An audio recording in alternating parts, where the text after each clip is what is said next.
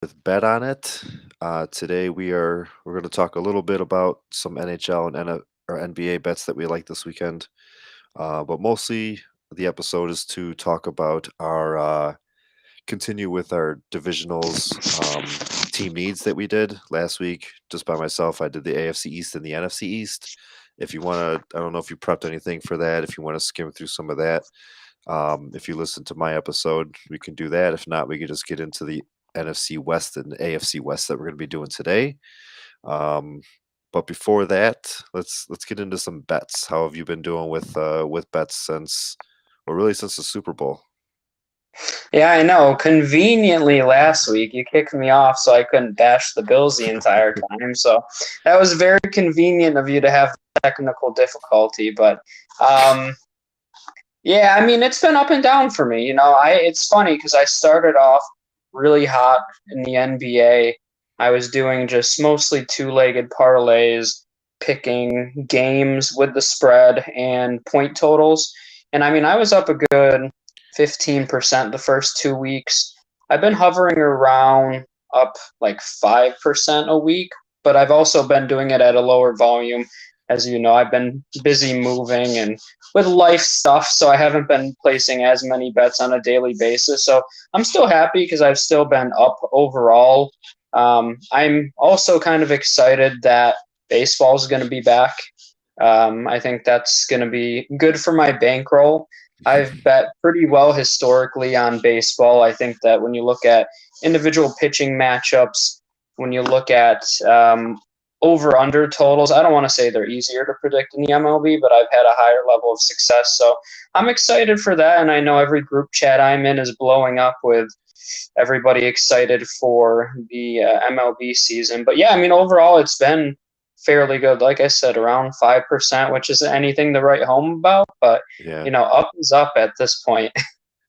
Yeah, I'll definitely be coming to you for some baseball advice. I don't It's not really a sport that I watch, but if it's going to be on and the only thing to bet at the time with basketball and hockey coming to an end, definitely be coming to you for some advice there. Um, Same. I mean, I really haven't bet too much. Couple bets a day, but I'm not not big ball and betting right now. Just trying to save some money for the NFL season, even though it's a long way away. Throwing in a couple. I've definitely slimmed down on the parlays. Mm, Um, I have been doing like I was just talking to you the other day. I have been doing some like the first half bets. yep. I've been liking those. I mean, like a lot of times the better team, so I'll just take the money line, or if it's a low spread, I'll take the spread. But a lot of times the better team is getting off to a hot start and leading at halftime. And I mean that sounds easy. It sounds like something that's obvious, but like just throwing a couple of those bets together, three or four of those money line halftime bets, you don't have to wait for the whole game. Um, and that definitely I've made a little bit of money that way. And I've been liking the overs, well, not just overs, but like over unders as opposed to picking the actual game line in Hmm. the NHL. I've been doing that a lot more instead of Okay. picking the actual game because, like I said it many times, the NHL is so unpredictable, but the goal lines are, um, or the overs are a little bit not. I don't want to say they're predictable, but a little bit more. They're definitely a little bit better because you just target a game that has two high powered offenses and a lot of times, most of the time, like the goal line that I've been seeing is 6.5. So that's a 4-3 final score and it hits. So Hmm. I've been liking those a lot too. Yeah, I mean, it seems like in the NHL, the spreads are pretty consistent. And if you keep up on probable goalie matchups, I'm sure that's a big differentiating factor too. So, yeah, I mean, it's kind of the same in baseball, though. I mean, a lot of the over-unders tend to be pretty similar with the run totals. And, if you look at things like ballpark factors, which is, I mean, it's a real thing where, a place like Coors Field where the air is thinner, there's more home runs, always more runs scored. There's just, I mean, little things like that that you can pay attention to. And so, yeah, that's kind of interesting in the NHL.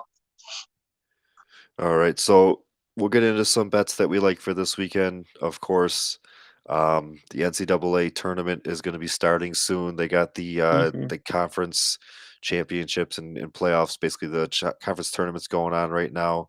I don't think any of them are in the final game yet. The women's might be closer to the finals right now, but the other games are Oh, like in round 3 of their tournaments for the men's. Those games are definitely getting a little harder too. I mean, as the tournament goes on, the teams are closer as far as how they are competition wise. So those games have been hard to bet on the past couple days. Um, just lost mouse connection. Damn it! Forgot to charge my mouse.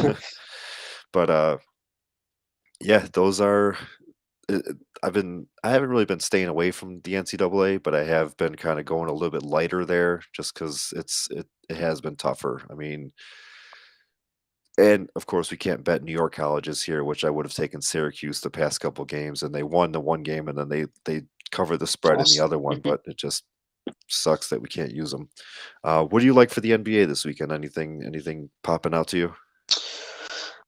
There's one on Sunday. I've actually been riding the Pistons a little bit recently, which is kind of funny because the Pistons are terrible overall, but they're actually 6-4 over their last 10 games. They've covered the spread in as the underdog primarily most of those games.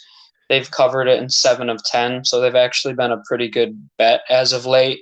They play the Clippers on Sunday. They're at home. That's a game, even though they're at home. The Clippers have been 6-4 in their last 10, so they haven't been slouches by any stretch of the imagination. But Cunningham's been playing lights out lately. That whole team, I mean, they're a young team, but they've been clicking, starting to find a groove, which is going to be good for them heading into next year. But that's a game where most likely they're going to be. The Clippers are probably going to be favored by a few points there, and I think that I'd take the Pistons straight up. Defensively, these are two teams that have been playing better. So what's what the over under comes out at? Probably a game that I'd go the under, but I like the Pistons, and I've been like I said, it's kind of funny because they're one of the worst teams in the entire NBA. But when a team like that hits a hot streak, it gives you a chance if you're riding the hot streak with them to win a few bucks. Yeah, definitely got some good games this weekend in the NBA. The Pistons, I haven't really been doing a lot of betting with them because a lot of the NBA bets I've been doing have been more player props, and Mm. especially getting into like the double doubles and really the games that they've been involved in. I haven't really been liking any of the double double bets there. It's like there's teams like the Pistons. I don't really like anybody to get a double double. Even the Celtics. I mean, for as powerful as the Celtics are, I just can't find somebody on that team that I like. Besides Robert Williams, he's been getting the rebounds. I'm trying to look for somebody that is gonna mostly come down with the rebounds and get over 10 points, but somebody that has assist potential too, just in case the rebounds don't hit. But yeah, that's definitely a good bet there. If it's something like, what do you think the spread's going to be? 4.5 more? Yeah, I mean, you'll probably see something like 3 to 5, somewhere in that range, I'd imagine. Okay. And like I said, as far as the NHL goes, like I said, I haven't really been doing much of the games themselves. I've just been doing over unders. One of the over unders that I like for this weekend is going to be tomorrow night. Actually, the last game of the night, the Lightning and the Oilers. Both those teams really good offenses. Obviously, the Lightning have one of the better goalies in the league with Vasilevsky. We have to see if he's playing or not. But even if he isn't playing, or even if he is playing, I still like the offense that the Lightning could put out there and the offense that the Oilers can put out there. Um, as of right now, and this is according to Yahoo, that's the app that I'm on because they don't really have the odds and spreads on any of the sports books now. It's 6.5, and like I just said not too long ago, 6.5 is what a 4-3 final score, 5-2 final score. You could even, I mean, potential to even go to overtime to get that fourth goal for the one team. So that's a game that I like, the Lightning and the Oilers. Um, I've been targeting a lot of the Maple Leafs too. Now, the Maple Leafs are another team that can score, but on the flip side of or on the flip side of the Lightning, they're also really good at giving up goals too. So they're on Sunday they play the Sabres. The only thing with that game is it's an outdoor game. They're doing that little stadium Mm. series thing. So that's at some smaller field up in Canada in Ontario. But the last time these two teams played, I believe they hit the over, and Buffalo actually won. But Toronto, like I just try to target them as much as I can in any overs. Most likely it's going to be 6.5. You got to catch it when it's 6.5 because I've been seeing some of these overs even hit up to 7. And number Mm, one, being a whole number, it's tough because if it hits 4-3 mm. exactly, then you're pushing. So try to get it to 6.5 if you can. Um, but yeah, I've been targeting a lot of the Maple Leafs if I could.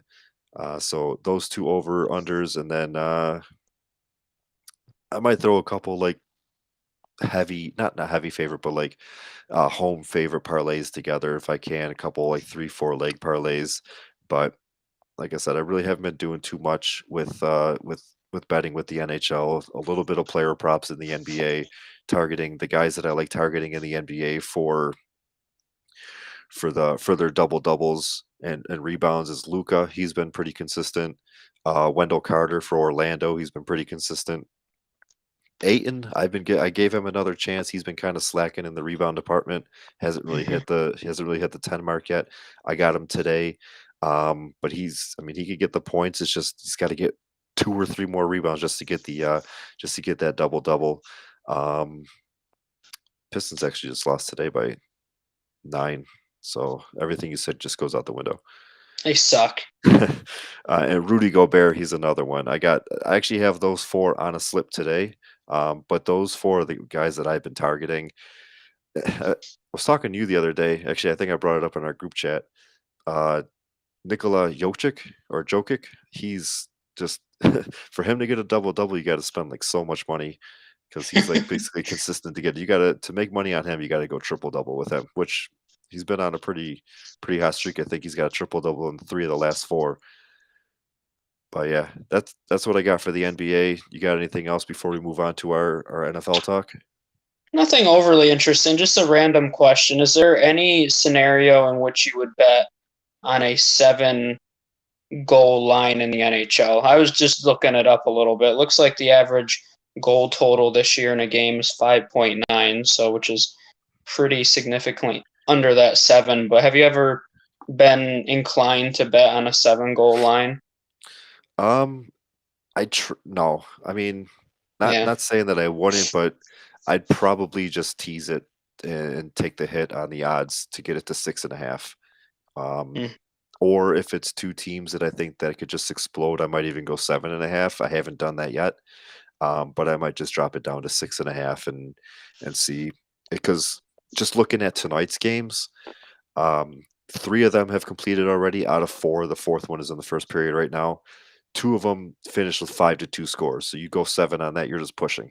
I mean, you're not losing, but you're not winning. And then the other game went under. It was 3-2. That even took a shootout to get to 3-2. I think it was. I don't remember if it was last weekend or during not this past week, but the week before. There was a day I think it was 8 NHL games on. 7 of them all hit the overs that were Dang. the targeted overs. Like some of the overs were 5.5, but they all Yeah. hit over. And then the other game was like 2-1 final or something like that. But crazy. Like there's been a lot of goal scoring in the NHL this year. Um, what's up? Yeah, I mean, it's just similar in the NBA too. I mean, once it starts to, when I see over-unders that are around 230 points, that's where, I mean, it has to be 2 absolutely horrendous defenses for me to pick an over in that situation because the average NBA game is 222 points.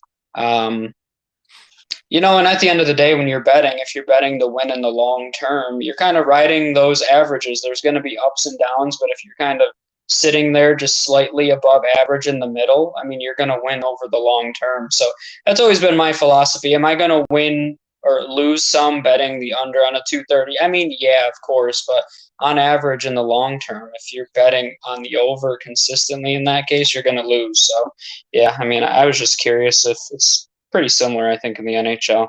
I'm actually glad you said that because I had a question for you. I was looking at some of the overs for tomorrow's games in the NBA. Two two higher powered offenses, Bucks and Warriors. Their overs 231.5. So that's something that you'd grab the under on. Yeah, I mean, especially those are 2 really good defenses. I mean, the Warriors, I believe they're not the lowest now. They're the second best defense in the NBA now.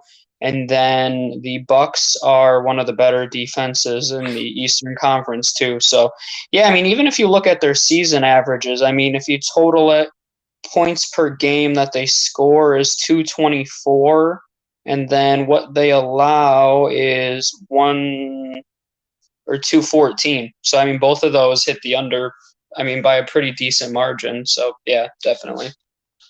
All right. Perfect. So we are going to move on to our NFL talk now. If you haven't heard last week, or not last week, but 2 weeks ago, I was all by myself because Jordan ditched me. But I went through the AFC East and the NFC East, basically kind of talking about bigger names that are free agents for those teams, where they're drafting in the first round, and then giving a player that I think could be possible at their first round pick. So Philly, for example, had 3 first round picks, so I gave them I three know you got the players. exciting ones with the Giants, the Eagles. I was like, God dang. Multiple first-round picks last week. Today, we don't even have 8 total. Yeah, It's yeah, I there's know. 2 or 3 teams that don't even have a first-round pick this out of the teams that we're talking about. But there is some excitement in these divisions. Two. Definitely some stuff to talk about here. Do you have any from the East that you wanna bring up? Any notes that you had that you had planned before you got cut out?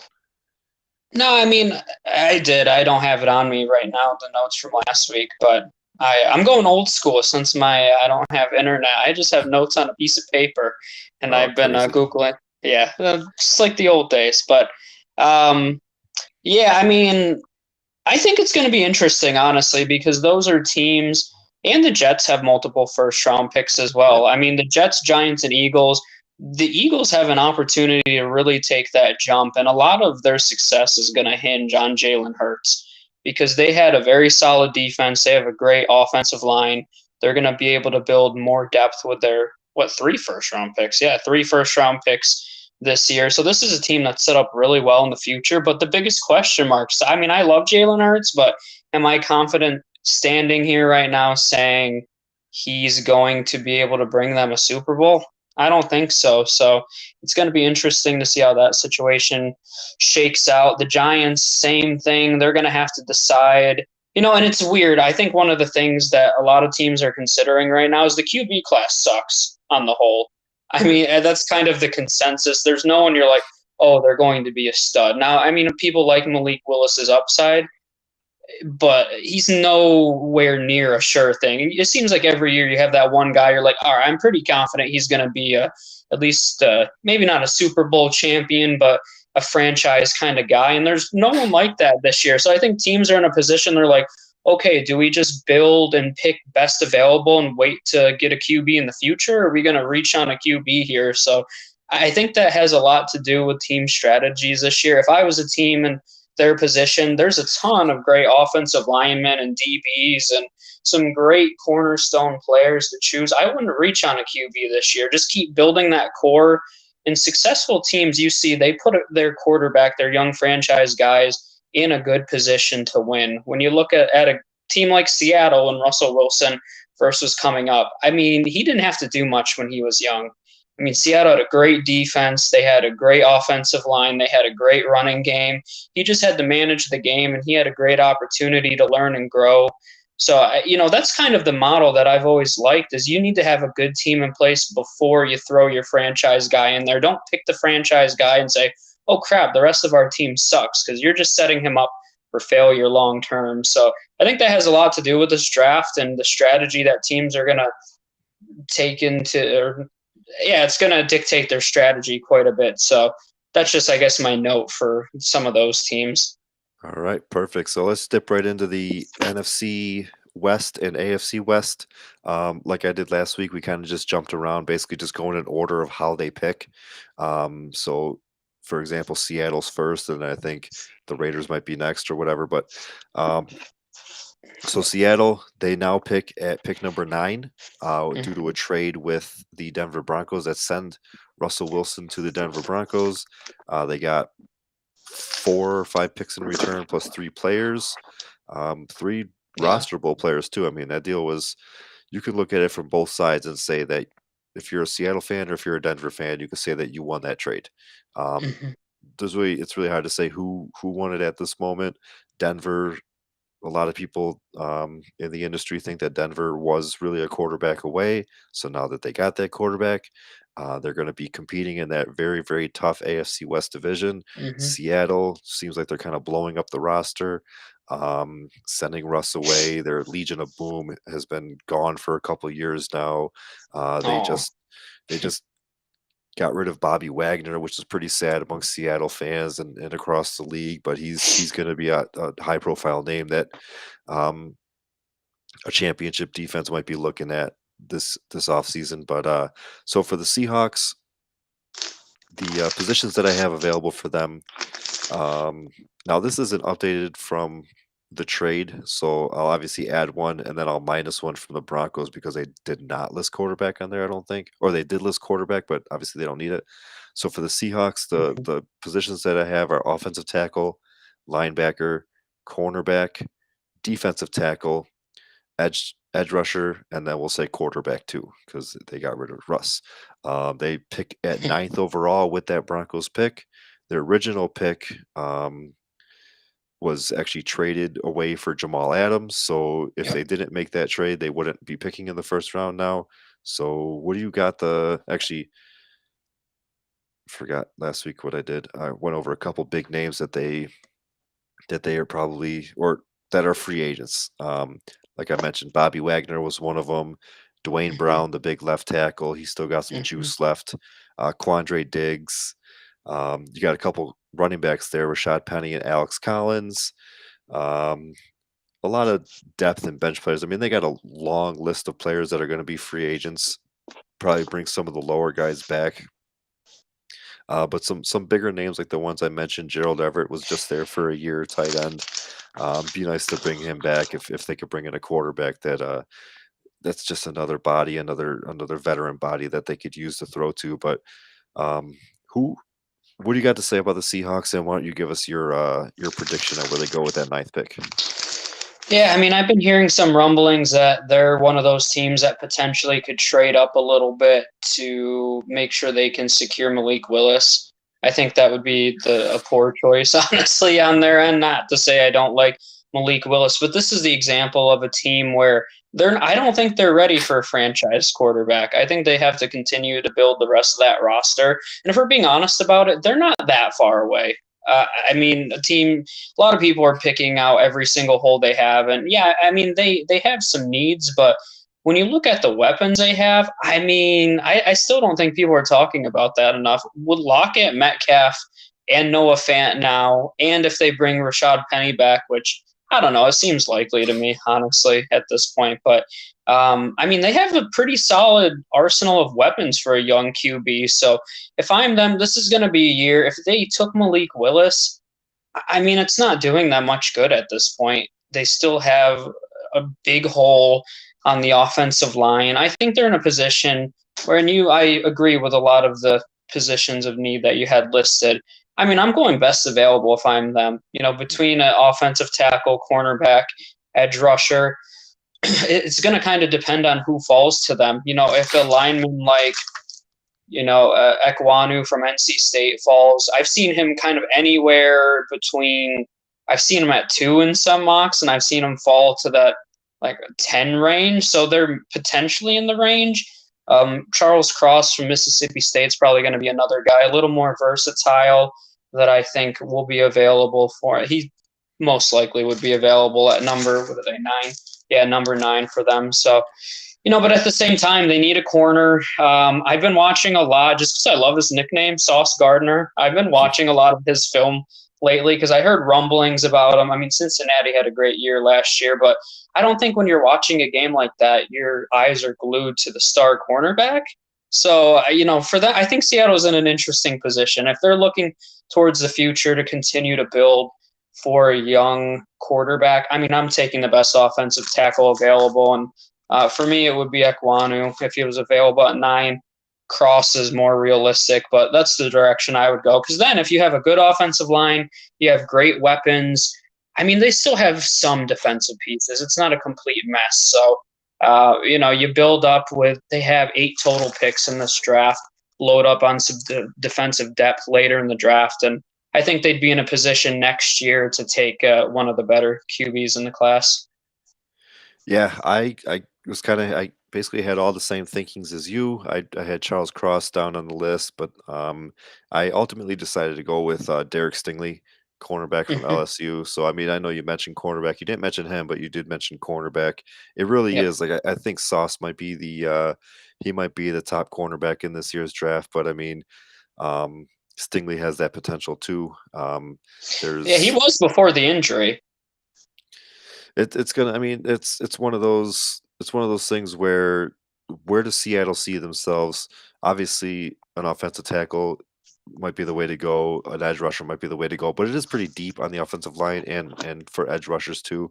Hmm. Um, if they don't see themselves competing this year, which they shouldn't and they probably won't, then Stingley with the potential to be the better of the cornerbacks in the Hmm. long run, as opposed to Sauce being the better cornerback now, I think Stingley would be the way to go. Just because I mean they don't have to throw him in there and be and expect to be top notch right away, you know. Yeah. So either one of those would work. I think. I mean the handful of names that we mentioned, but I think we both I think we're both headed in the right direction. I think the Seahawks should hire us to be their GMs. I will humbly accept. And then you trade all the, good players to the Rams? Yeah, I love Noah Fan. That's one of my boys. Yeah. Alright. The next team we got is a little bit more down the list. So, Seattle picks at It's 9, like which what, the Chargers? which is good because, if they didn't make that trade, they wouldn't have picked until pick 10. Um, but yeah, the Chargers are next at pick 17. They some free agents that they have coming out. Oh, just lost my page. Linval Joseph, Chris Harris, Jared Cook. I mean, there's a chance that he retires. He's getting up there in age. Hmm. Nawasu, the linebacker. Um, but I mean, and that's about it as far as like Jalen Guyton. I mean, I guess from a fantasy standpoint, that's a pretty Yeah, no one decent one. cares. But they've made some moves. They agreed with a deal with Mike Williams. I think wide receiver was actually on their list, the list that I have here. But they made a deal with Mike Williams. They also made a trade for Khalil Mack, Never heard of and him. a really beneficial to the Chargers trade to Khalil Mack. I mean, there's a lot of money on the books, which is why he went for so cheap. But now they got Joey Bosa, they got Khalil Mack, they got pretty solid defensive backs. Good Derwin good James. Yeah. linebackers. They're they're ready to compete. They're ready to take that next step. I mean, the defense was a little bit of the reason why they couldn't get enough wins last year and make the playoffs. Their offense is pretty good. They got a lot of returning weapons from the offense. Now with Jared Cook going, the tight end's probably in their market too, but I mean, I don't see them going tight end in the first round. Um, the Donald the Parham. Come on, you know that. the positions that I got for them available or that they need are edge rusher, defensive tackle, cornerback, tackle, and wide receiver, which, like I said, it's not really updated. So wide receiver, we could possibly scratch off with them getting Mike Williams and Josh Yeah, I would. Palmer is there, the rookie from last year. They got Keenan Yep. Allen still, obviously. Edge rusher, I mean, I guess you could throw Khalil Mack in that category, so they don't necessarily need him. So it kind of narrows it down to defensive tackle, cornerback, and offensive tackle. I don't really think they need offensive tackle either. They got Rashawn Slater last year. Their line was actually pretty good this year. Um, every team needs offensive line depth and stuff like that, but it's not really. I don't think they go that way in the first round. So now Mm-mm. we're narrowed down to defensive tackle and cornerback. I personally, I think that I don't even know if he makes it this far. I mean, we've talked about this guy a couple Oh, times. don't You think say it. am I thinking who you're thinking? Probably. We've talked about him a couple times, I know in our chats. I mean, his stock has definitely risen from the combine, blazing speed at defensive tackle. I'm going Jordan Davis out of Georgia, and I think I mentioned him last week. I mentioned him last episode, I think number 25 to the Bills. But now that the No. combine has came by, I don't think he makes it 25 to the Bills. So now now I'm pushing them up eight spots to 17 to the Chargers. And like I said, I mean, that's even a stretch right there. I mean, all of these teams could use a defensive tackle, so he might not even be there at 17, but I'm going Jordan Davis, defensive tackle, Georgia.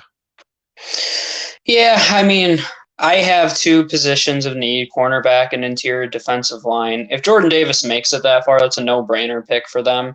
And it's funny, I was thinking back to last year where we said this team needs to load up on the offensive line to protect Justin Herbert. And Rashawn Slater was, a miracle for them, honestly, last year. He was incredible as a rookie.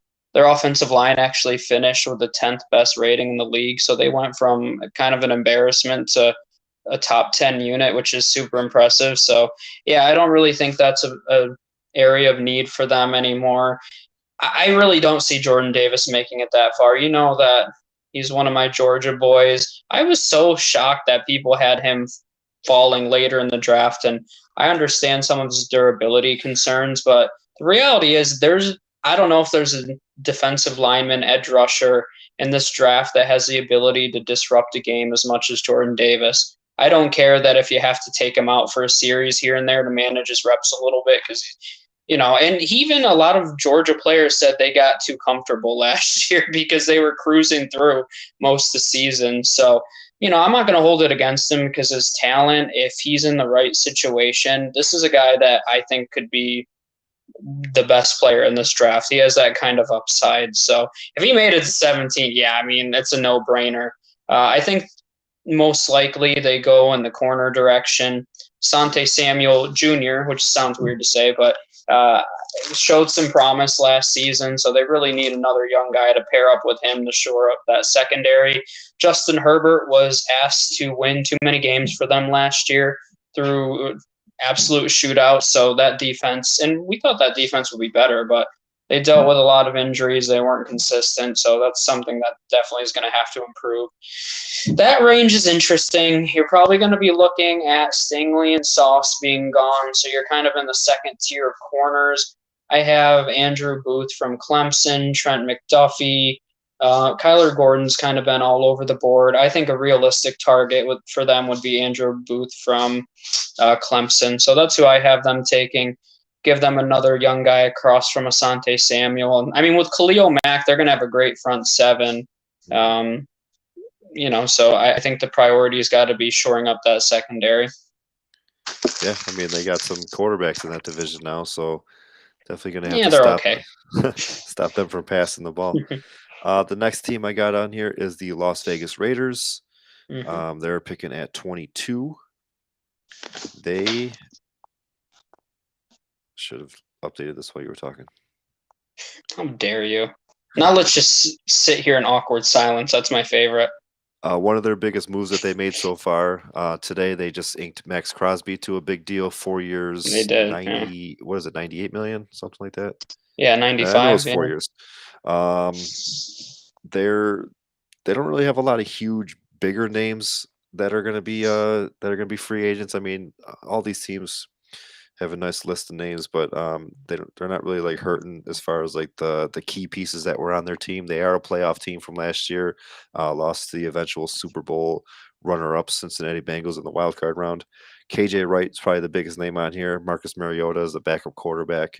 But I think Derek Carr could do some big things with Josh McDaniels now the head coach there. Casey Hayward is another name, and then just some smaller names: Zay Jones, Deshaun Jackson, which is going to bring us to a couple of their needs that they need, which is wide receiver was one of them. But the needs that they got: wide receiver, a right tackle, defensive tackle, guard, and a linebacker. What do you got to say about the Raiders? Yeah, this one's tough. I feel like they're going to go with a receiver. Okay. Henry Ruggs did leave a void for them. I mean, he was starting to show a lot of promise early on in the season. He was on pace for almost 1,000 yards before he decided to go nuts. So I see them most likely looking for a replacement. Do I think that's necessarily the right pick? I personally don't. Their offensive line was super disappointing last year. This was a unit that was top 10 the year prior, and they finished in the bottom five last year. They were 28th ranked. So, I would go in the direction of offensive line, but everything that I've seen is they're heavily scouting this receiver class. So you're probably going to see them take a guy to stretch the field, which isn't the worst decision with Renfro and Darren Waller. I think there's more pressing needs, but realistically, they're going to probably be looking at Jameson Williams or Chris Olave. So that's the direction that I see him going in. If I'm their general manager, am I doing that? No. I mean, they need to fix that offensive line. I mean, I'm all about building in the trenches. I mean, that's just the philosophy that I would build a team by. So, like I said, that puts your quarterback in a good position to win. You have a strong run game, a strong defensive line, puts less pressure on your cornerbacks. And you've seen it time and time again throughout history. That's been a consistent way to build a winner. So, realistically, though, I'm probably going Jameson Williams here. I really don't have much more to say because I think that they're going to be going receiver too, and I went with the other name that you mentioned, Chris Olave. Um, get him in there, and with Hunter Renfro kind of manning the slot, picking up the first downs. Darren Waller, the big body that gets 10 targets a game. Olave, I mean, he's risen up people's draft boards. He has been I mean, he's not my 101, but I know we've been talking in some of our chats that some people are they're he's other people's 101. He's up there. Yep. He had a speedy 40. He had a good combine altogether. So he's just I mean, Jameson obviously is coming off that ACL tear. Burks really didn't impress that much. Olave I mean, Olave is the next guy who could be the first guy, and I think that that would be a good pick for the Raiders. Let Derek Carr just air it out, have more than just Renfro and Waller to throw to. The next team we have is the very next pick, which is the Arizona Cardinals. Mm-hmm. Um, again, I failed at refreshing my screen, Boo. so let's just sit in silence. I know one name they got as a free agent is going to be James Conner. Some free agents that they have coming up: And Chandler Chase Edmonds. Jones, yeah, Chase Edmonds, Chandler Jones, Jordan Hicks, who they just cut this couple days ago, Zach Ertz, who they got in that trade with the Eagles. AJ Green was on that 1 year deal. Max Williams is another name. He got hurt early, but he was a tight end that, for fantasy wise, at least somebody that you thought that you could stream. James Conner, Christian Kirk, their second round pick from a couple years ago or 4 years Mm-hmm. ago. Um, so I mean, they got some big names that are going to be hitting free agency. I'm not sure who they bring back. Ertz, I think, might be the one of all the names on here. Ertz might be the one that ends up going back to Arizona. I could see Connor trying to find a job somewhere else. We Mm-hmm. already know that they're not bringing Hicks back because he was cut by them unless he gets a cheaper deal from them. AJ Green and Christian Kirk were AJ Green was kind of the rental. Christian Kirk testing the market in a wide receiver free agency class that he could get some money somewhere because the bigger names are all hurt. So might be able to sign on somewhere and be a team's number two or potentially number one, depending on where it is. The positions that I got for them: defensive tackle, defensive end, cornerback, right guard, and wide receiver. Especially with those two wide receivers that I mentioned that are not coming back or that are potentially free agents. So um, you've already mentioned this name once before into the second and third tier of cornerbacks, which is pretty deep. So I'll just come out and say it. Trent McDuffie. I'm just trying to go down the list of. I mean, we're at pick number 23. We can already Mm-hmm. see about three cornerbacks gone by then. So we're just looking at the next couple group of guys. McDuffie out of Washington. Really don't have too much to say about him. It fills a need. They're again, I mean, they're also in a division that's going to be airing it out all over the place. Um, so I think that they just need to shore up that secondary. As long as Kyler is going, the offense should work. Especially, I mean, it really doesn't matter like I guess it does matter a little bit because we did see a little bit of a downgrade when Hopkins was missing some time last year, but if Hopkins comes back healthy, they get another wide receiver on the other side. If Rondell Moore turns into what people think that he could turn into, if they end up getting Zach Ertz back, if they get a running back, whether it's Edmonds or Connor or somewhere else, the offense is going to move. So I mean, their Mhm. biggest priorities, and we could already tell from their needs that I just mentioned is going to be on the defensive side of the ball. So at that point, you're just picking best player available, and it's going to be around that McDuffie range of players. Yeah, I would. I mean, that's the name that I had down. So this is very uneventful. But there's a reason I'll say Kyler Murray is nervous. I think about the future of the Cardinals. As you mentioned, some pretty big name free agents. They have quite a few holes, in my opinion. Many of them exposed in the playoffs by the Rams, and Ooh, yeah, they don't have any cap space. We got to throw that into the mix. So they're not signing any big names.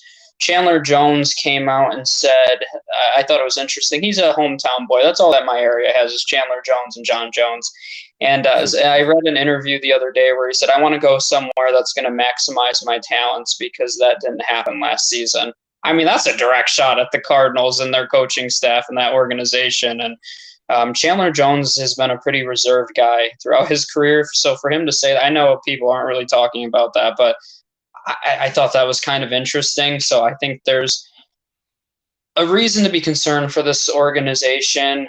Um, and I think this draft, they're going to have to build through this draft. They have 8 picks this year. None of them, they have 23 and 55, and then a bunch of late picks. So it might be a little challenging, but I see them going in the way of corner as well. It was their biggest weakness last year.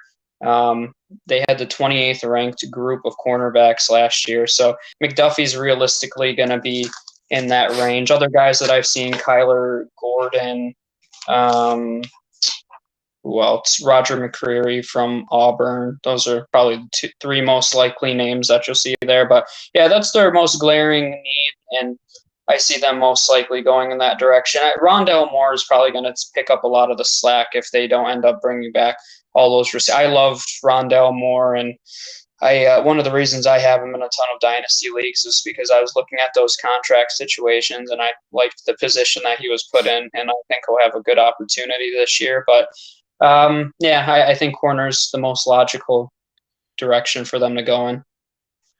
yeah, they're going to have to try to bring in some mid-tier vets on low contracts just Yeah. to put a team out there. But moving on to the Kansas City Chiefs, they finished with a bronze medal this year. Um, the couple free agents that they got coming up are Honey Badger, Charvarius Ward, so a couple in the secondary right there. Byron Pringle, he's been getting a lot of. I mean, just because he came from Kansas City, a lot of people have been bringing up his name. Daryl Williams, the running back. Demarcus Robinson, another wide receiver.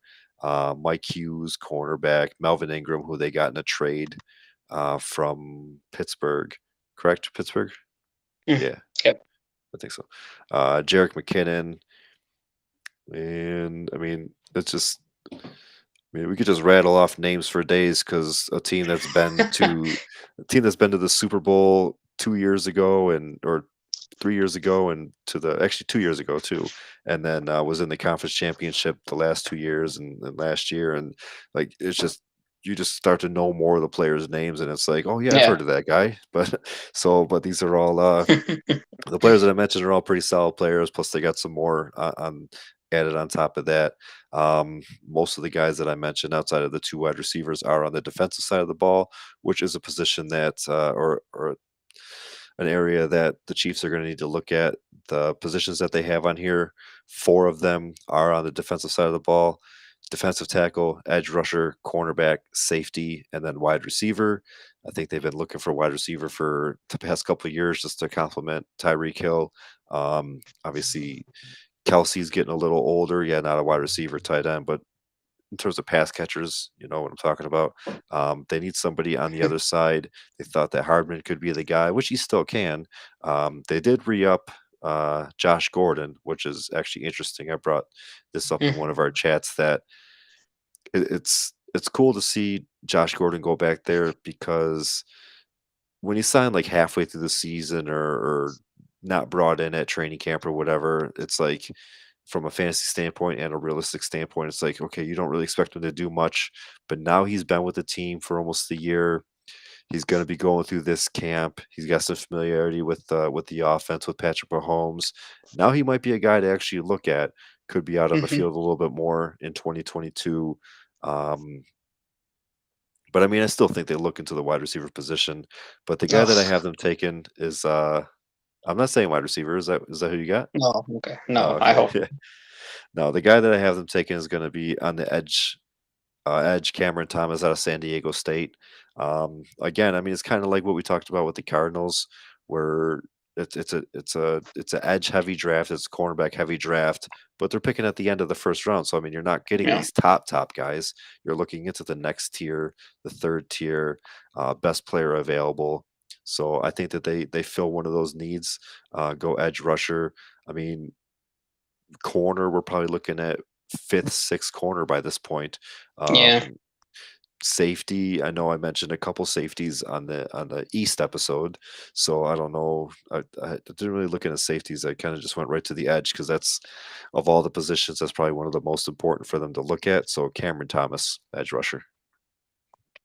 Yeah, I have him going in that direction as well, and edge that is. I think that it's going to kind of depend on, I mean, who's available. Obviously, that's kind of that's a reality of picking at this point in the draft. Um, I'm interested to see. I'll just say on a side note, David Ajabo from Michigan had a fantastic combine. He's a guy that I stood out to me when I watched Michigan football, and I was surprised to see early on he was a second round pick. If he somehow fell, there's some concerns about some durability issues there, but he's one of those guys. If he falls because other teams have a concern, I mean, I think it's an easy snag, but looks like realistically he's moving up into the first half of the first round now. So he would be my number one option if he somehow fell to them. Corner, yeah, I mean, I agree with you at this point. I just don't see there being any value with any of the corners at 30. So I don't think that's a smart direction for them to go in. So a guy that's been kind of going in that range is Jermaine Johnson, who kind of falls in that range. So I think that's probably the direction that I'm going to go in here is Jermaine Johnson. That's a good one. I'd mentioned him last week for one of the East teams, so I just forgot which team it was.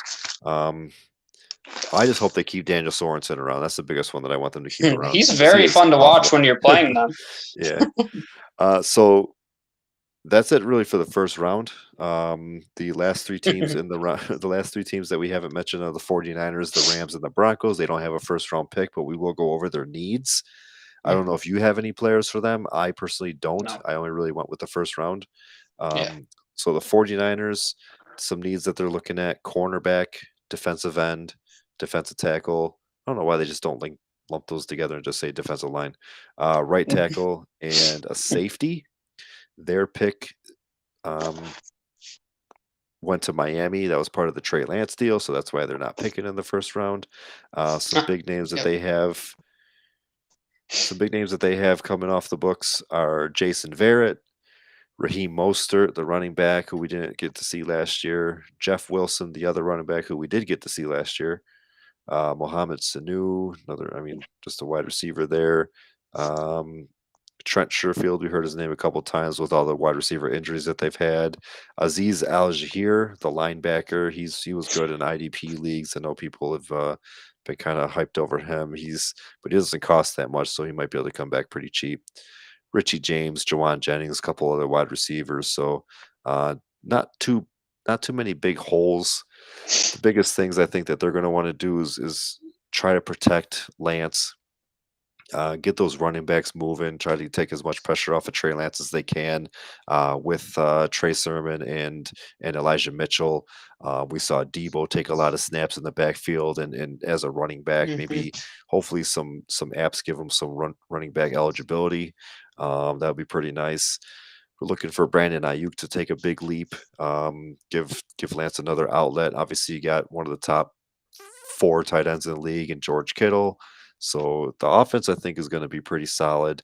I think that, and I mean, San Fran has always really had a kind of a good defense, but I think that that's where they go for the most part is just shoring up that defense and just making it easy as a whole for Trey Lance to just have a nice cruising rookie season as he plays for them. Yeah, I mean, the reality is this is one of the most complete football teams in the entire league. I mean, that's just the reality. As much as I hate the 49ers, that's just kind of the situation we're in here.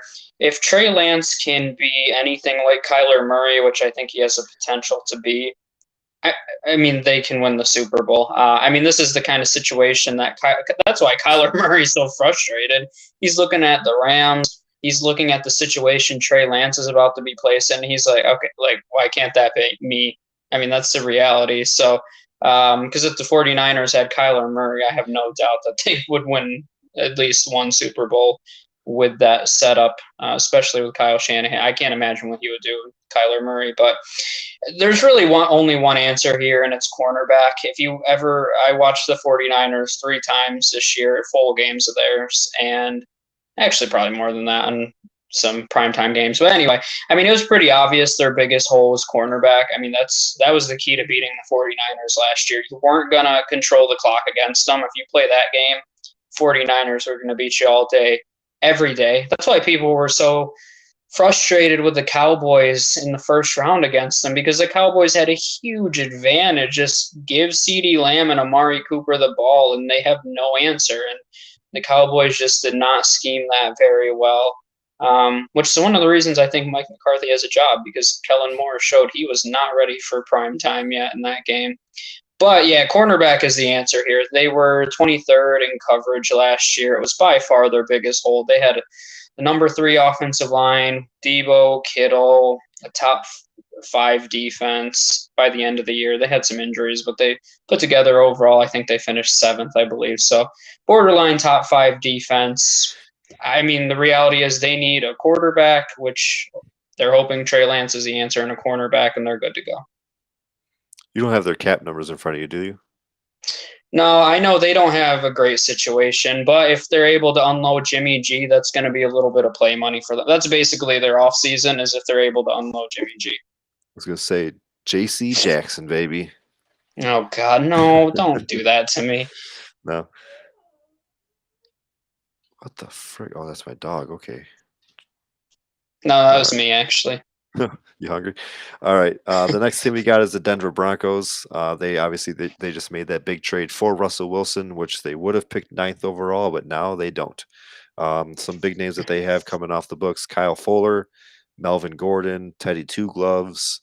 I'm going to throw Von Miller's name on here because there's rumors that he wants to go back, even though He's going to go back 100%. even though he's a Ram. No, Throw him on he's there. not. Yes, yes. I mean, outside of that, Kareem Jackson. I mean, there are some big names that I mentioned, but not that crazy. I mean, they're a complete team too. According to the list, I'm not even going to say the first need because it has been filled. But then there's edge rusher, linebacker, offensive tackle, and cornerback. Definitely want to get some offensive linemen there to help out your new old quarterback and Russ Wilson. Um, Again, they're a team that the offense is going to move. Javante Williams, he's going to be thrown into that every or not every down role, but like he's going to be thrown into that number 1 role now. There's a chance that they bring back Melvin Gordon. I prefer it if they don't. Um, not just from a Javante Williams standpoint, but just from I want Melvin Gordon to go somewhere else and be relevant too. So there's quite a few names on the free agent market for running backs that they could bring in. I don't expect Javante to be a Christian McCaffrey 75% of the workload type guy, but I want him to be up there as far as the offense goes, and then bring in another guy to help complement him. And then the defensive side, I mean, we've known for years Denver is a good defense. They they could definitely shore it up. Edge rusher could end up being filled if Von Miller decides to go back there if they get him on a good deal. They're a team that does have a lot of money now. I don't know where Russ is hitting with the cap hit there. But the last time I checked before Russ, it was like $58 million or something like that they had. Yeah, I think I saw this morning. I think they're only at 24 now.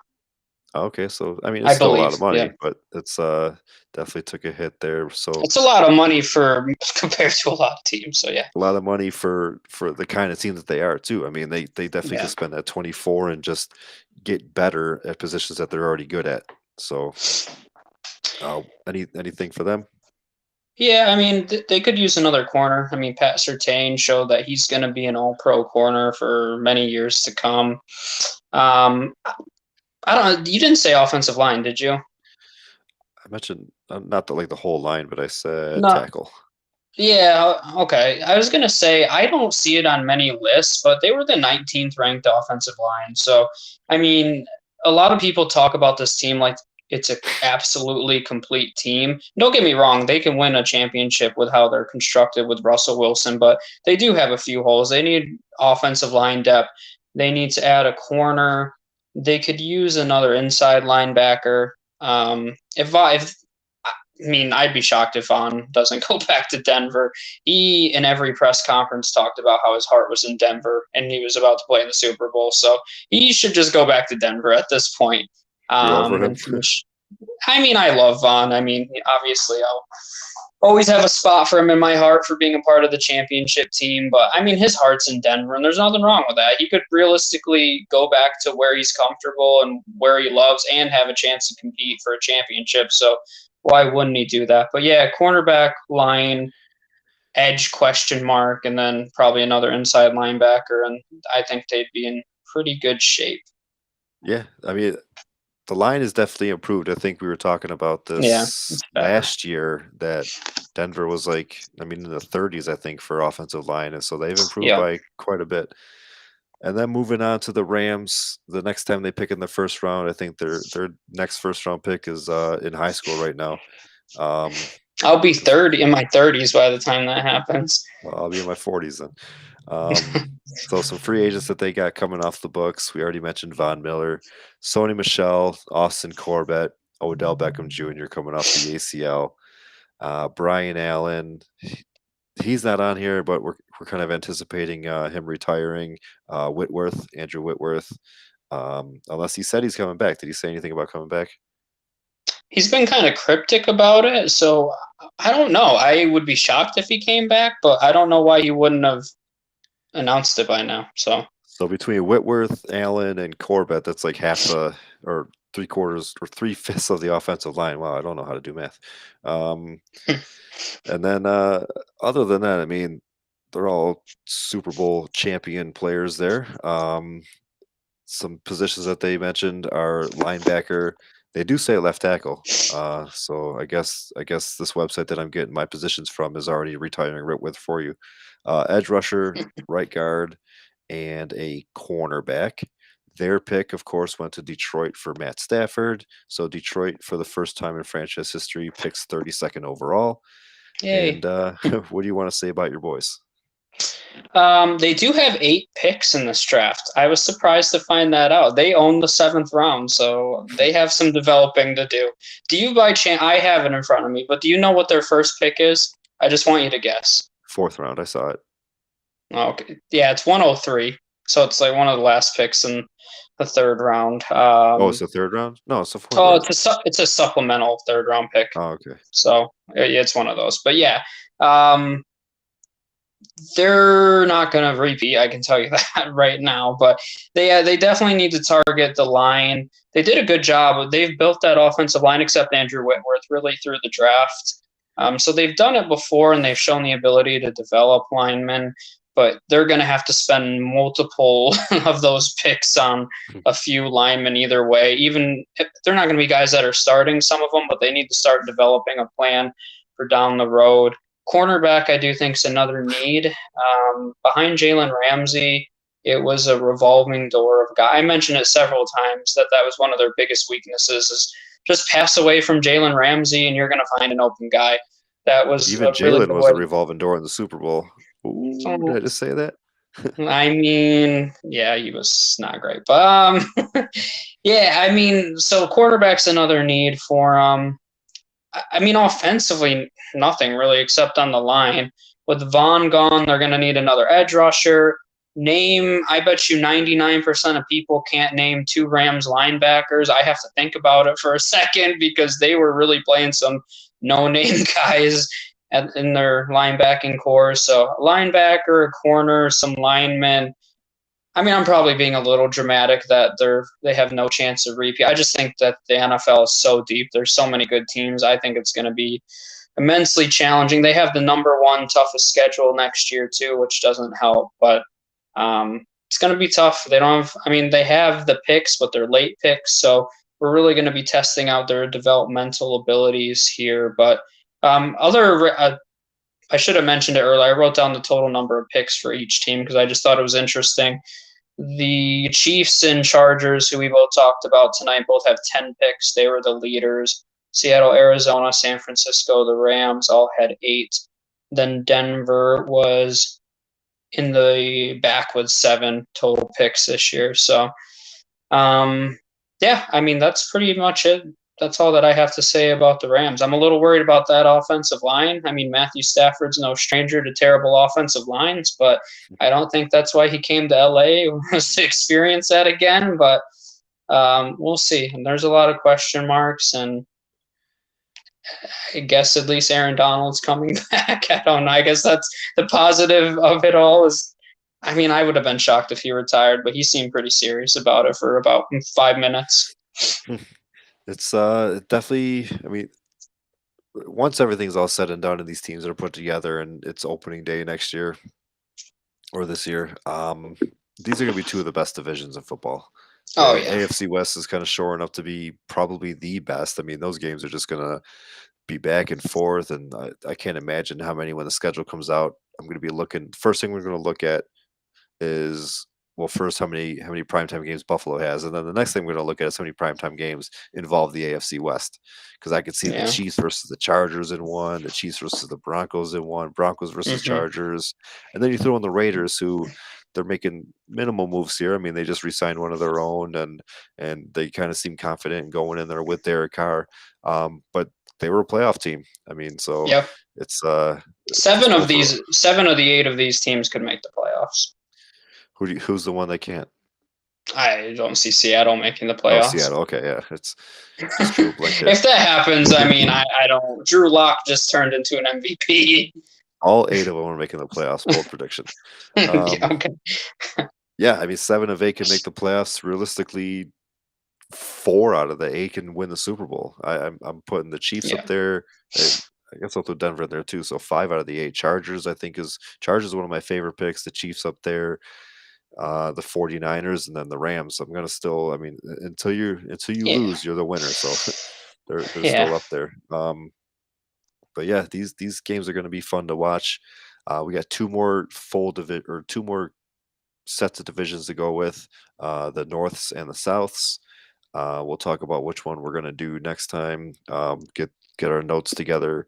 By then, some pro days are going to be done. Hmm.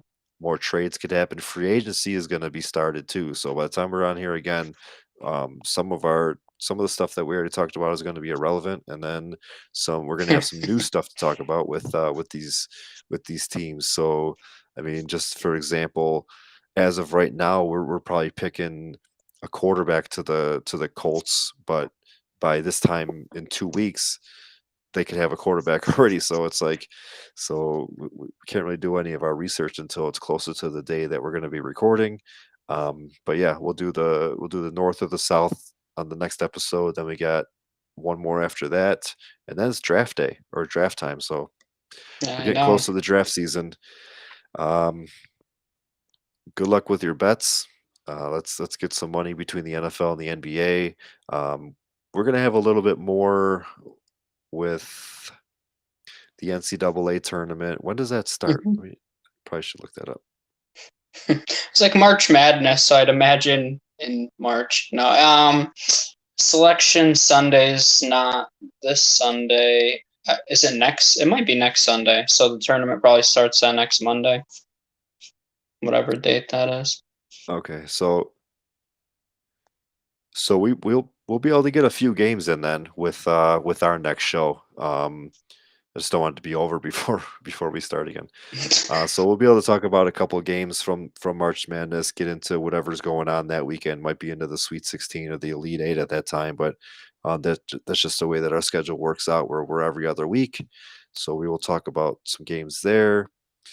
We do have USFL is going to be starting up soon. Ooh. So I don't know if that's going to be on the betting side of things. I know Jeff is doing some fantasy leagues and he has some rankings for that. So make sure you check out the Armchair Fantasy Show for some USFL. Other than that, I mean, I think that's it for me. Do you got anything else? I don't think so. This is always a fun time of year. The quarterback carousel is fully going around very rapidly.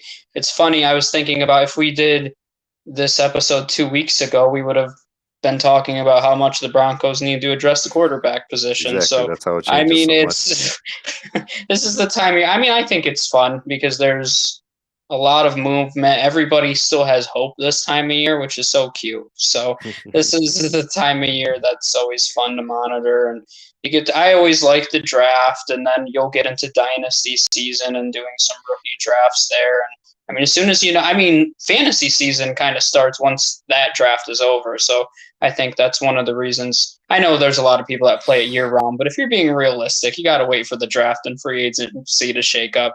I always take this time of year kind of more on the down low for fantasy because there's so many moving parts. You can't Yeah. fully analyze a situation. You can, but it's going to change by tomorrow. So there's really no point in doing it until everything kind of settles down. So really for me in the next month here, we're talking fantasy and we're going to be full swing pretty soon. So that's always a fun time of year. Could you imagine like it was brought up just in a group chat that we just I'm in a startup dynasty that's getting ready to draft. I think we're drafting. We're gonna be drafting after the actual draft, but like people are pushing to have it draft early. Could you? And it's a super flex league, so keep that in mind. Could you imagine if we started the draft already? Like how late Deshaun Watson would have went, and now news came out today, and now Deshaun Watson is going to be drafted at a normal spot. That's just how crazy it changes from like one day to the Yep. next. Um, Yeah, I'm actually drafting in a league right now, and it's a four keeper league, 2 QB. And I waited for it's a 24-hour clock, and I let it go a little bit because it was my pick to see what was going to happen with Watson today. And as soon as it ended, I picked him, and people were like, "Seriously, you held on to your clock?" I'm like, "Yeah, why wouldn't you? I just got well, there was news sold that he Deshaun was in court Watson." today, so it's like if That's you were what on I the mean. clock I was around. holding on. Exactly.